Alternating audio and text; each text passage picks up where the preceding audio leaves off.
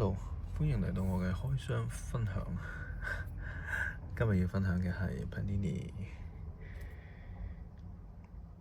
2025嘅產品，係啦，咁就係呢個 Obsidian。咁呢個係叫做國際版 International 版，所以係少啲卡嘅，就得6張，所以中靚卡嘅機會可能少啲。咁啊，另外一款係7張嘅，咁就價錢再高啲啦。OK，咁就睇下今日會開到啲乜嘢啦。佢就話包一個簽名啦，或者係一個物料卡。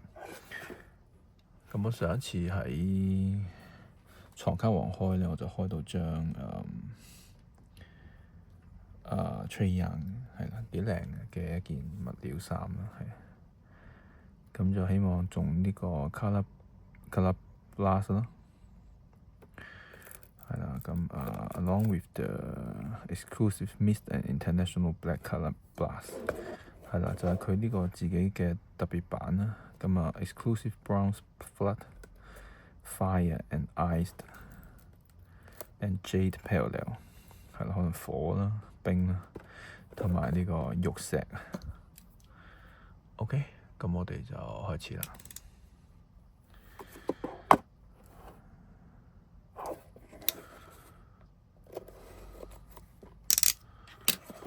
咁 Panini 系列咧都係開一盒少一盒噶啦，因為版權已經轉咗去 Topps。好啦，我哋睇一睇啦。咁就呢度有佢詳細介紹佢嘅卡嘅類別啦。咁我哋睇最後就係 Ignited Signature Electric 唔識 Molten Mojo 一個 Mojo 嘅花紋啦，或者呢個 Asian Flood Number from 35到1咁樣。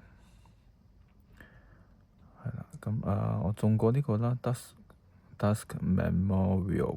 Memorabilia 咁一個銅㗎啦，係啦，啱啱講過嗰啲啦，又係60:5啦，60:5啊。哦，嚟啊！咁就好簡單嘅一個盒啦，入邊就係包含6張卡。咁要小心啲開，因為上次唔知係咪因為我開得唔好咯，或者定係張卡本身就花咗啦，咁要小心啲。好，咁一開咧就見到張厚卡嘅，咁似乎就係有物料啦。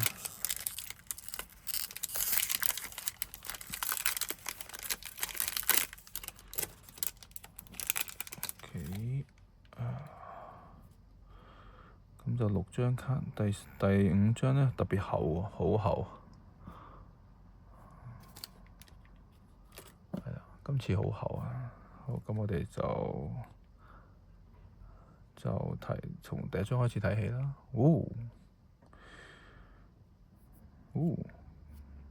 Kyrie Irving， 哇，好靚！我特登喺右邊咧加盞光管，打出佢嘅顏色。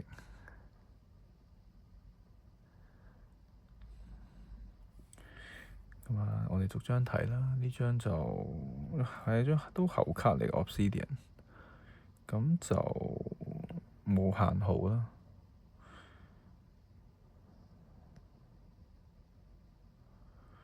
呢度就係講緊 Irving 上年嘅一啲數據啊。好，擺呢度啦。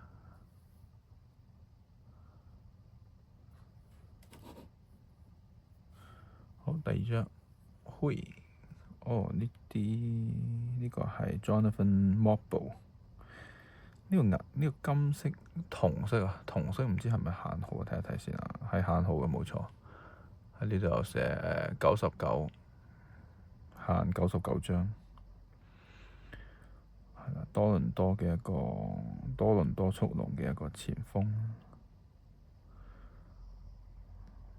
好多卡都有佢，咁啊，希望佢表現更上一層樓啦。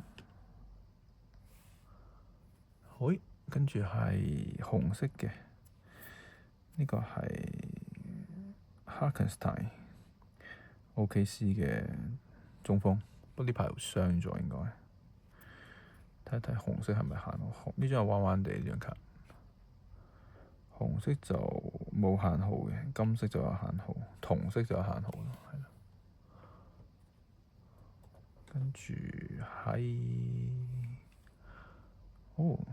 狀元啊 Banchero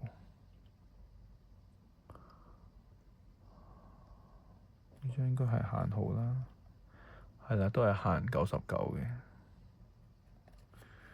好，我哋睇一睇張物料係邊個啦。PEL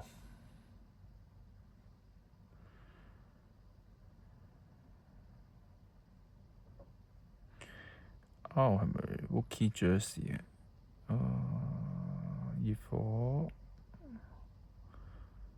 熱火 PEL 新人係嘛？Pari Larson。咁啊，因為佢係新人啦，所以佢呢度寫 is not associated with any specific player。咁啊，限25張。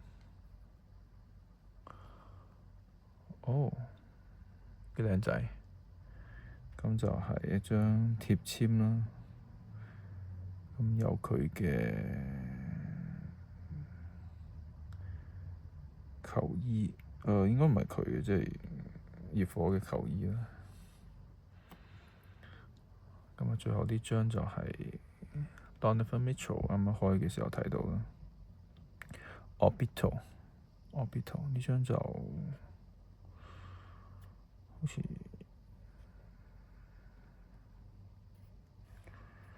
限60張。咁覺得今次呢一個質地非常之好嘅咩？好，即係個成品好靚，有硬卡，跟住卡面又加咗層類似玻璃咁樣。OK，咁呢個就係今次嘅呢個 Obsidian International 嘅一個開箱。